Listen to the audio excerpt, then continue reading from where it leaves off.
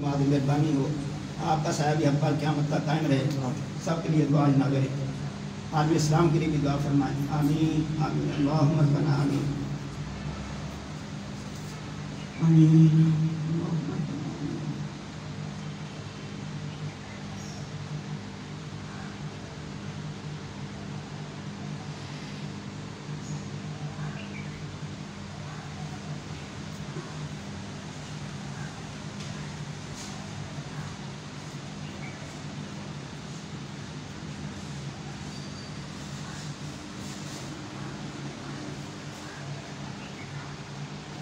आमीन।